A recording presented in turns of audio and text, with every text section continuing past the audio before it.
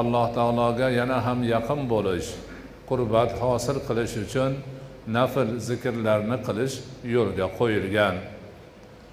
Ana o'sha nafl zikrlardan bir qanchasini aytib kelib, oxirida namozlar, nafl namozlarni aytaroq to'xtagan joyimiz shu bo'lgan ediki, inson yotib, demak ertalab tongdan avval turib tahajjud namozini o'qish niyati bo'lsa, 4 rakat sunnat namozi o'qib yotadi.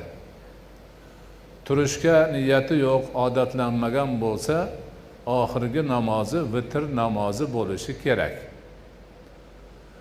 Ana endi o'sha tongda turaman, tahajjud namozini o'qiyman degan odam 4 rakat sunnatni o'qib yotgandan keyin nafl namozni vaqti kelganda turadi. Tahajjud namozi eng afzal vaqti kechaning oxirgi 3-bo'lagida bo'ladi. Tahajjud namozi demak qiyom namozi ham deyiladi. Bunda inson o'rnidan turmog'i bor, bezovta bo'lmog'i bor. Ana o'sha tahajjud namozini bir uxlab turmasa, tahajjud namozi bo'lmaydi. Xuftondan keyin bir uxlab turib, keyin o'qiladigan nafl namozni tahajjud namozi deydi, tungi namoz deyiladi. Dinimizni avvalgi bosqichida kechasi bedor bo'lib, qiyomul layl qilish, tahajjud namozini o'qish vojib bo'lgan.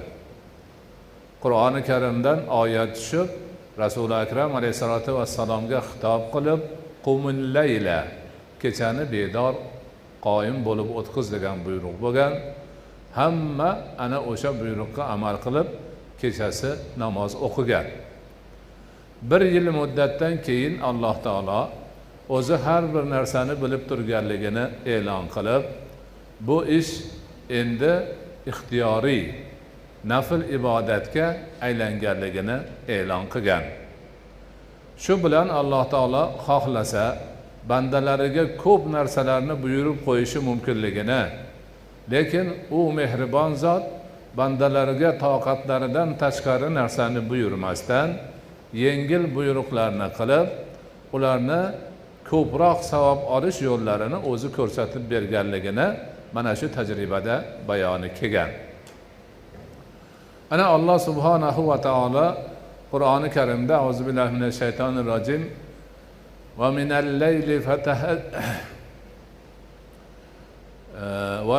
layli fatahajjat bihi nafilatan lak asa an yab'athaka rabbuka maqaman mahmudan degan xitobni Rasul akram Muhammad Mustafoga qilgan. Ana kechasida deydi Alloh taolo, Qur'on o'qib, namoz o'qib, tahajjud qil. Bu senga nafila bo'ladi. Ya'ni ki ortiqcha ibodat, ziyoda ibodat, nafl ibodat bo'ladi. Shoyatki shu ibodatni qilsang, Robbing seni maqomi mahmudda tiriltirsa deyiladi. Maqomi mahmud, maqtalgan maqom juda buyuk va sharafli joydir. Rasul akram alayhisolatu vassalom erishadigan buyukliklarni eng oliysi hisoblanadi. Rasul akram alayhisolatu vassalom ana shu oyati karimadan keyin tahajjud namozini o'zlari yo'lga qo'yganlar, ummatlariga bayon qilganlar va ummatlaridan ana shu namozni fazliga mushtoq bo'lganlar, oshiq bo'lganlar asta-sekin mazkur namozni yo'lga qo'yib, o'qib, fazil, karam, xayr, barakaga sabab bo'lishgan.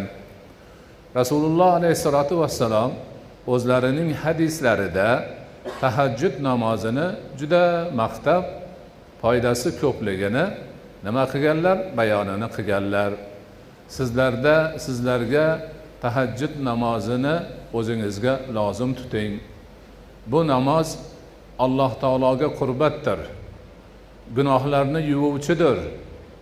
Fazl karamga sababchidir va ba'zi joylarda aytilganki, tanadan dardlarni ketkazuvchidir degan. Shunga o'xshash kechasi turib, niyat bilan, ixlos bilan tahajjud namozini o'qishda insonga juda ko'p xayr bor, baraka bor.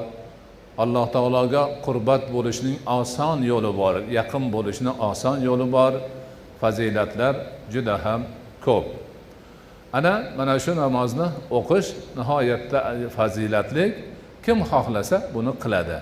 Hammaga majburiy emas, avval ham doimiy ravishda takrorlab kelayotganimizdek.